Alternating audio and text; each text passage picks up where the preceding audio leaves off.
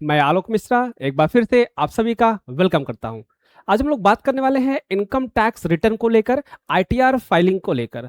आप सभी जानते हैं कि income tax filing return start हो चुका है और इसकी लास्ट डेट 31 जुलाई है। उसके बाद आप जब भी आईटीआर फाइल करेंगे, आपको लेट फीस के साथ आपको आईटीआर फाइल करना पड़ेगा। तो आप सभी ये जानिए कि अगर आप अपना आईटीआर, अपना इनकम टैक्स रिटर्न अपने से भरना चाह रहे हो या आप आईटीआर भरना सीखना चाहते हो, तो ये वीडियो आपके लिए बेस्ट है। आज हम इस वीडियो में, इस सेशन में बात करने वाले हैं कि आप अगर अपना इनकम टैक्स रिटर्न अपने से फाइल करना चाहते हैं तो उसके क्या क्या प्रोसेस होते हैं और इनकम टैक्स रिटर्न फाइलिंग में क्या क्या चीजें, क्या क्या डॉक्यूमेंट, क्या क्या डेटा आपको कैलकुलेट करना पड़ता है, इकट्ठा करना पड़ता है और रखना पड़ता है। A to Z income tax return filing, preparation, computation बनाना और उसको रिटर्न में कैसे कन्वर्ट करना है, उसको पोर्टल पे कैसे अपलोड करना है, इन सभी के बारे में आज हम चर्चा करने वाले हैं। ये वीडियो थोड़ा सा लंबा हो सकता है, लेकिन ये इंफॉर्मेशन आपके लिए 100% इंफॉर्मेटिव है। तो चलिए हम लोग देखते हैं कि इनकम टैक्स रिटर्न कैसे फाइल होता है। उससे पहले हम लोग समझेंगे इनकम टैक्स रिटर्न के डेटा बनाने, क्योंकि आईटीआर जो सेंटेंस है, आईटीआर फाइल करना, वो 3 वर्ड का जो सेंटेंस है ना, बहुत लंबा है। एक आईटीआर फाइल करने के लिए इनकम टैक्स की पूरी बुक पलटनी पड़ती है। ध्यान देना, अगर आपको ऐसा लगता हो कि आईटीआर फाइल करना बहुत इजी है, तो आज इस सेशन में आपका भ्रम दूर हो जाएगा कि आईटीआर फाइल करना कितना इजी होता है और इनकम टैक्स रिटर्न फाइल करना कितना इजी होता है। आप सभी लोग जानिए कि एक इनकम टैक्स रिटर्न फाइल करने के लिए पूरे इनकम टैक्स बुक को पलटना पड़ता है, पूरे चैप्टर को पढ़ना पड़ता है, तब जाके आप किसी एक पर्सन का इनकम टैक्स रिटर्न फाइल कर पाते हैं। आपको बिलीव नहीं होगा तो इस सेशन से आप समझ जाएंगे कि एक्चुअल में क्या है प्रोसीजर, कैसे आईटीआर फाइल होता है और कितना इजी है, कितना हार्ड है। इन सभी के बारे में आज हम इस सेशन में कंप्लीट डिटेल आपको बताने वाले हैं। तो हमारे साथ आप लोग टाइप करते रहिए, क्योंकि हमारे इस सेशन के माध्यम से आपको इंफॉर्मेटिव जानकारी हमेशा मिलती रहती है। तो चलिए स्टार्ट करते हैं income tax return filing. ITR filing जो प्रोसेस होता है, वो हमें ऐसा फील होता है कि इनकम टैक्स रिटर्न फाइल करना बहुत ही छोटी चीज है, बहुत ही कम टाइम में हमारा ITR income tax return file हो जाता है। बट आप कि इस सोच को आज हम लोग जस्टिफाई करने वाले हैं कि एक्चुअल में एक आईटीआर फाइल करना कितना लेंदी है और कितना प्रोसीजर है। तो चलिए स्टार्ट करते हैं। आईटीआर फाइल करने से पहले हमें करना पड़ता है कैलकुलेशन, जो सबसे इंपॉर्टेंट फैक्टर है।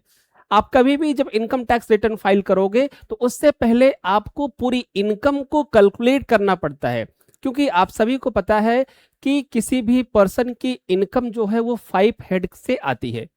एक पर्सन की इनकम इनकम टैक्स के हिसाब से 5 तरीके से आती है। क्लियर?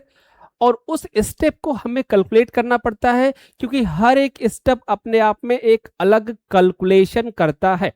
तो चलिए हम लोग इस आईटीआर फाइलिंग के स्टेप को स्टार्ट करते हैं। सबसे पहले हम क्या करते हैं, कंपुटेशन बनाते हैं। Computation of total income and tax payable liability.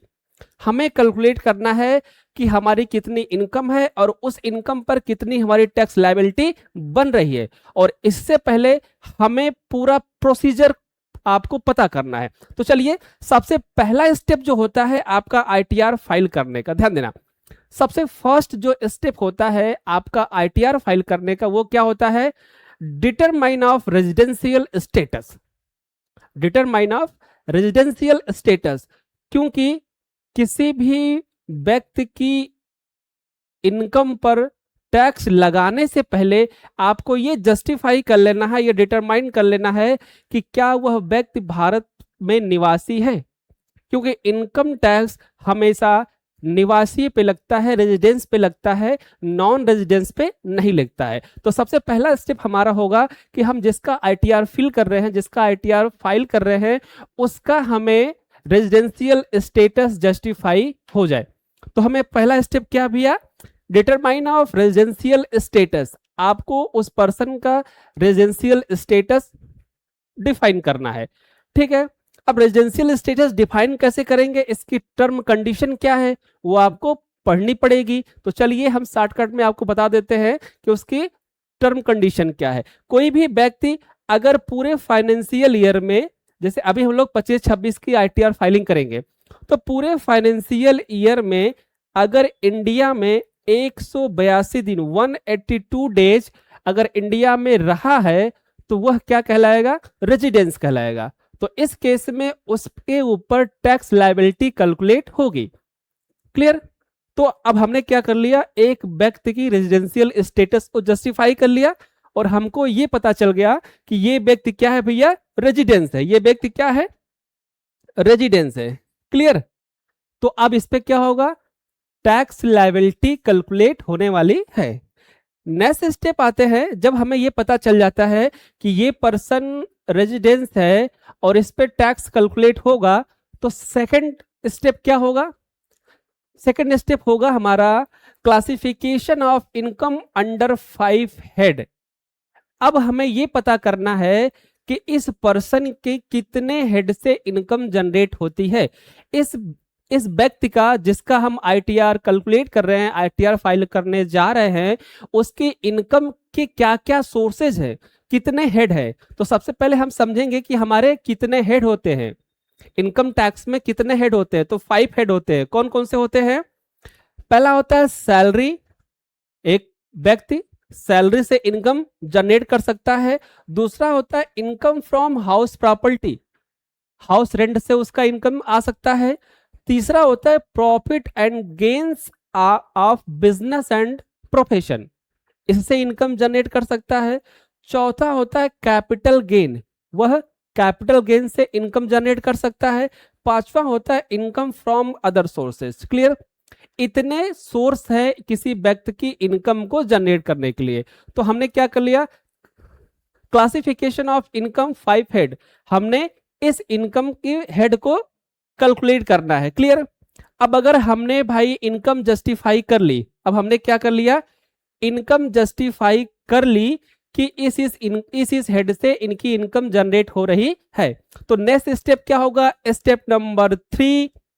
Step number 3 क्या होगा, income under etch head minus exemption minus deduction allowable under the head. अब हर एक हेड का अलग अलग कैलकुलेशन होता है। हमने अभी बताया कि हर हेड की अपनी अलग कैलकुलेशन होती है, हर हेड की अपनी अलग एग्जम्पशन होती है। तो हम हर हेड की अपनी एग्जम्पशन को माइनस करेंगे, डिडक्शन को माइनस करेंगे, उसके बाद हम क्या लेके आएंगे भैया, उसकी ग्रॉस इनकम लेके आएंगे। ठीक है। उसके बाद जब हमें सब माइनस कर लेंगे तो नंबर 4 क्या करेंगे, जो भी इनकम चारों तरफ से आ रही है उसको हम क्या करेंगे, क्लबिंग करेंगे, मतलब कि एक साथ जोड़ेंगे। सारी इनकम सोर्सेस को क्या करेंगे, एक साथ जोड़ेंगे, उसी बोलते हैं क्लबिंग ऑफ इनकम। क्लियर। चलिए आते हैं स्टेप नंबर 5 पर। स्टेप नंबर 5 क्या कहता है कि जब हमें टोटल इनकम के बारे में पता लग जाता है तो हम आते हैं स्टेप नंबर 5 पर। और स्टेप नंबर 5 कहता है set of current year loss. Set of current year loss.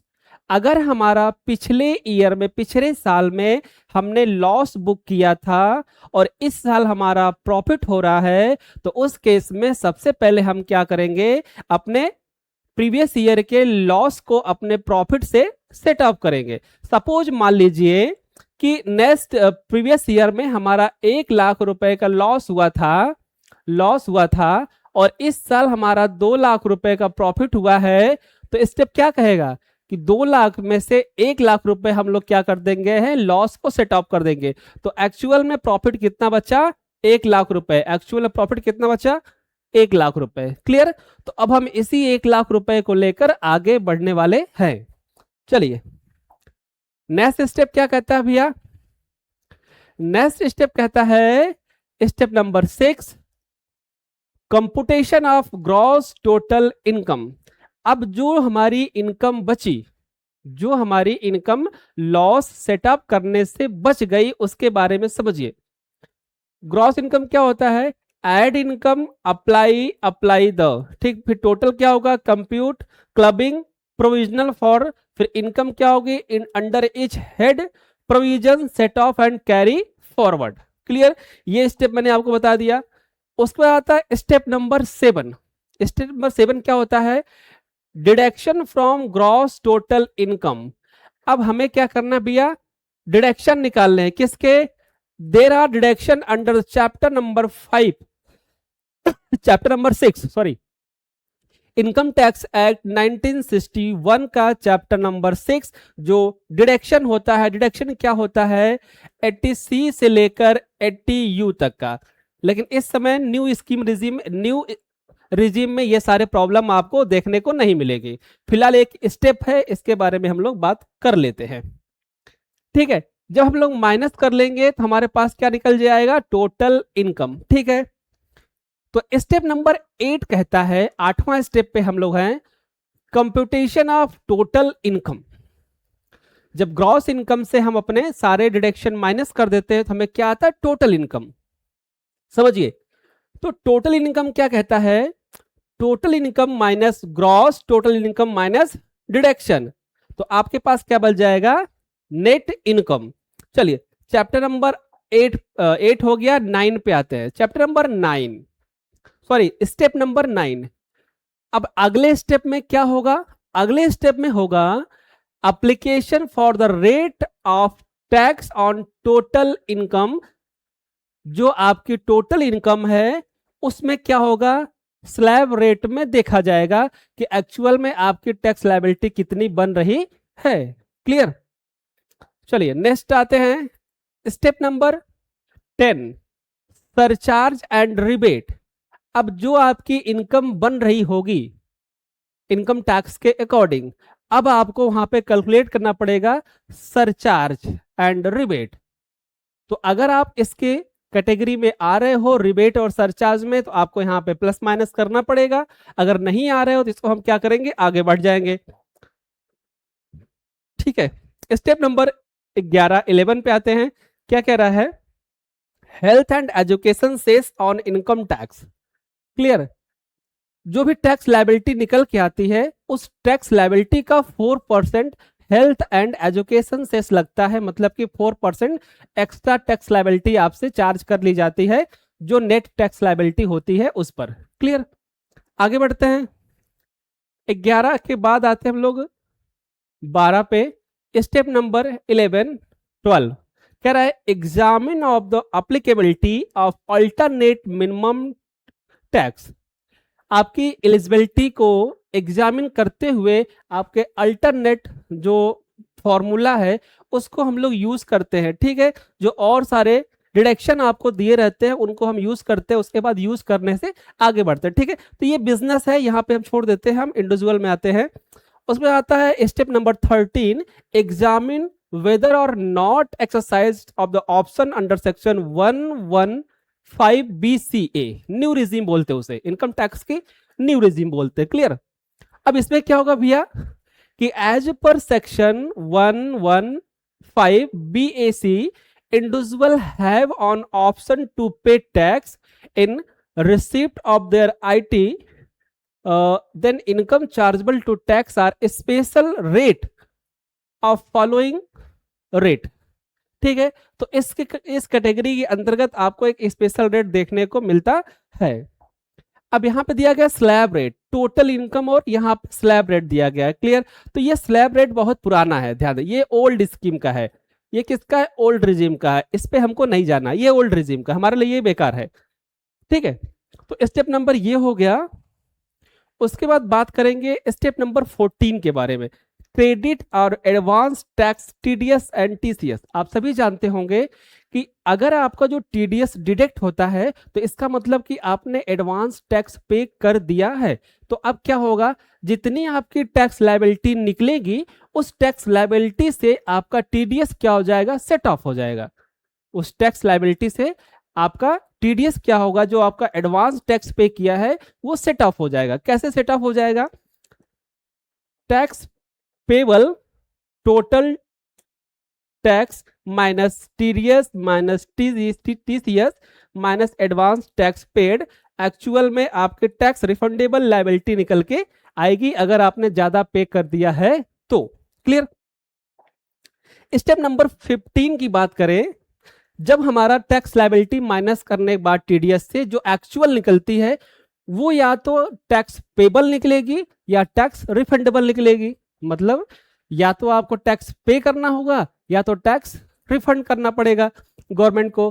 तो करिए tax payable tax refundable, tax payable tax refundable should be round of the nearest multiply 10।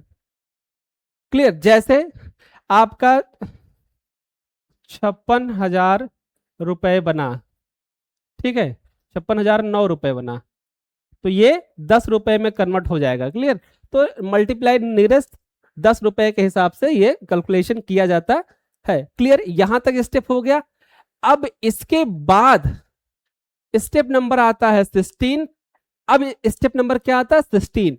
अब रिटर्न ऑफ इनकम। बात समझिए, इतना कैलकुलेशन करने के बाद अब आपका कंप्यूटेशन तैयार हो गया। अब आपको पता चल गया कि हमारी इतनी टैक्स लायबिलिटी बनेगी और इतनी टैक्स लायबिलिटी नहीं बनेगी। बात समझ में आई। जैसे क्या होता है, कभी कभी एक कोई क्लाइंट आता है, वो कहता है भैया हमको इतना बता दो कि हमारी टैक्स लायबिलिटी आ रही है कि नहीं आ रही है। तो आप कैसे बता दोगे, आप कैसे बताओगे, जब तक आप उसको कैलकुलेट नहीं करोगे तब तक आप उसको नहीं बता सकते। तो आपको कैलकुलेट करने के लिए इतने सारे स्टेप आपको यूज करने पड़ेंगे, तभी आप किसी भी टैक्स लायबिलिटी को बता सकते हो, नहीं तो आप बता नहीं सकते हो। तो ये सारी चीजें निकलने के बाद फिर आप आते हैं इनकम टैक्स रिटर्न पे, फिर आप पोर्टल ओपन करते हैं और उसके बाद आप अपना रिटर्न फाइल करते हैं। क्लियर। फिर आप अपना क्या करते हैं, रिटर्न फाइल करते हैं, फर्निश करते हैं। ठीक है। तो ये इंफॉर्मेशन आपको मिल गई होगी कि एक आईटीआर भरने में, एक इनकम टैक्स रिटर्न भरने में कितना स्टेप होता है और कितना लेंदी प्रोसीजर होता है। तो बात समझ में आ गई कि एक आईटीआर भरने का एक प्रोफेशनल कितना चार्ज आपसे कर सकता है।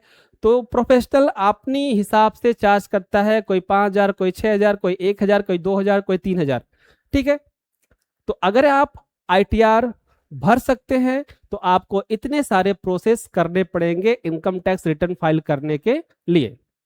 और अगर आपको आईटीआर फाइल करवाना है तो आप संपर्क कर सकते हैं मिश्रा एसोसिएट फर्म, गोमती नगर, लखनऊ 9161890409 पर। क्लियर।